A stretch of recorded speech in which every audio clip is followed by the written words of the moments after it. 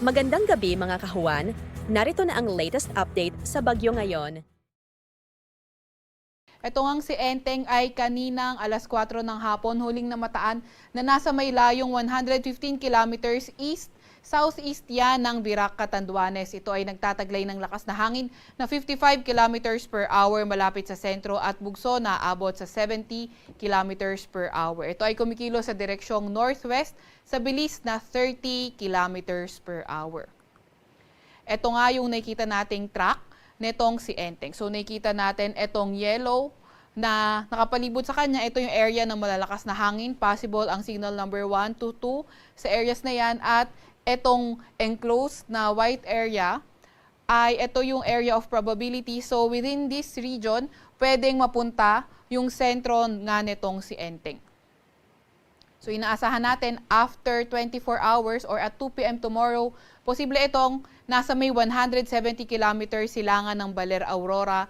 And then after 48 hours or 2 p.m. on Tuesday over the coastal waters of Calayan, Cagayan, and September 4, 2 p.m. over the coastal waters ng Burgos, Ilocos Norte.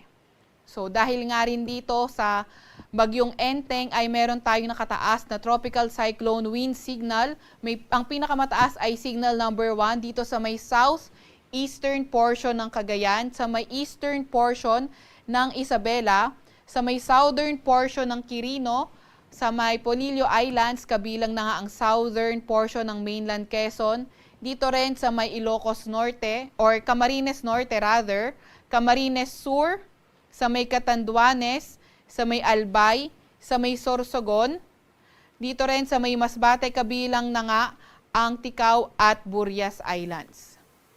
Then meron din tayong signal number 1 sa may Northern Samar, sa may Eastern Samar, sa may Samar, sa Biliran, at sa may northeastern portion ng Leyte. Ano nga ba yung inaasahan natin sa mga malalakas na hangin? So, etong Tropical Depression Enteng, posible nga magdala ng mga malalakas na mga pag-ulan.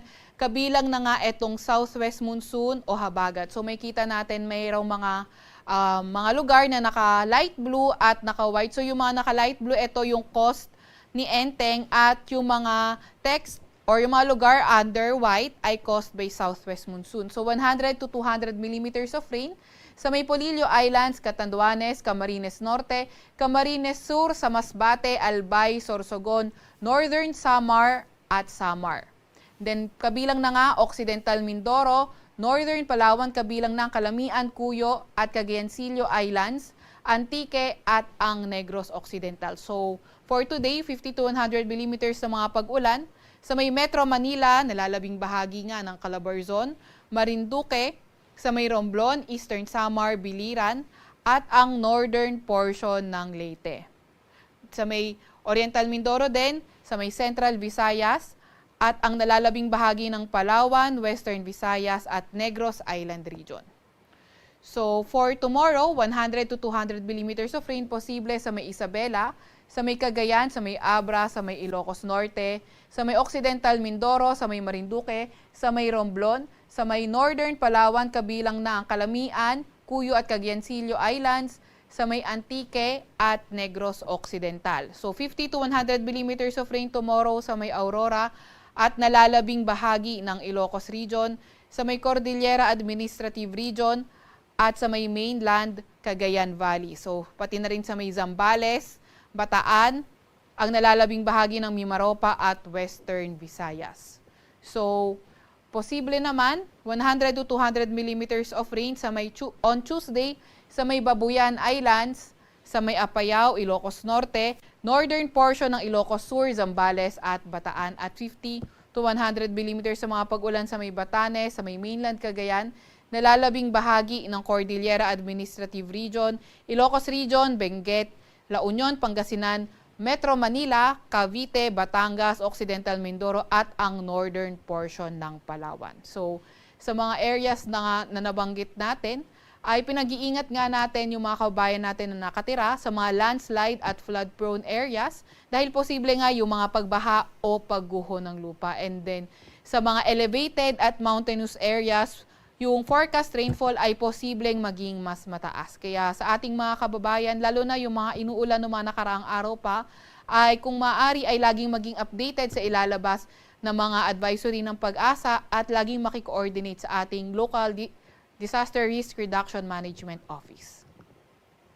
Naasahan nga natin na magdadala rin ng bugso ng malalakas na hangin etong enhanced na habagat for today to tomorrow afternoon sa may Mimaropa, Western Visayas, Central Visayas, Negros Island Region, Eastern Visayas, yung mga walang signal sa Eastern Visayas, sa may Caraga Region, sa may Northern Mindanao at Zamboanga Peninsula. And then for tomorrow afternoon to Tuesday afternoon sa may Zambales, sa may Bataan, sa may Aurora, Bulacan, Metro Manila, Calabarzon, sa may Mimaropa, Bicol Region, Visayas, at sa may Caraga Region. So for Tuesday afternoon to Wednesday afternoon, sa may Zambales, Bataan, Aurora, Bulacan, Metro Manila, sa may Calabarzon, sa may Mimaropa, Bicol Region, at sa may Western Visayas. Meron nga din tayong nakataas na gale warning sa ilang baybayin ng ating bansa, particularly nga dito sa may Catanduanes, sa may Camarines Norte, sa may eastern coast ng Camarines Sur, eastern coast din ng Albay, eastern coast ng Sorsogon, at ang northern at eastern coast ng Northern Samar. Kaya nga mapanganib pumalaot sa areas na yan.